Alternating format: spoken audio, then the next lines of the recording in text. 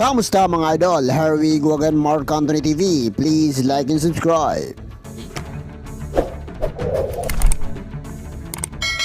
At mainit na balita mga idol dahil naglabas nga po itong si Idol Makagago ng statement kung saan patungkol po ito sa The Barrel of YouTuber. Nababalitaan naman natin mga idol na paigpit na ang Manila. Kaya naman ang The Barrel of YouTuber ay hindi pa makapagsimula at makapagbukas ng panibagong pahina ng labanan. Kaya sa pagkakataong ito ay naisipan ni Boss MG kung sakasakaling mag level 2 ang Metro Manila ay may posibilidad mga idol na ganapin na lang ito sa Visayas. Well mga idol, dalawa ang pinagpipilian ni Boss MG kung saan sa Cebu City nga ba o sa Leyte. Well mga idol, kahit sa Cebu City pa yan or sa Leyte, pwede yun. Napakalaking oportunidad ito para sa mga kagaya naming kabisayaan. Dahil kung dito sa Visayas gagarapin ng The Barrel of YouTuber, pwede naman sila sa Astrodome ng Tacloban City. Ano sa palagay nyo? Isa ka ba sa matutuwa kung sa Visayas gagarapin ng The Barrel of YouTuber? At ang The Barrel of YouTuber community ay magbibigay ng entertainment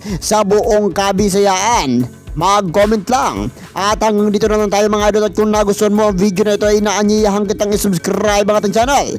Ako ay nag-upload ng 1 hanggang 2 video araw-araw. At ang susunod na video na i-upload natin ay ang inaantay nyo. Maraming salamat. Goodbye.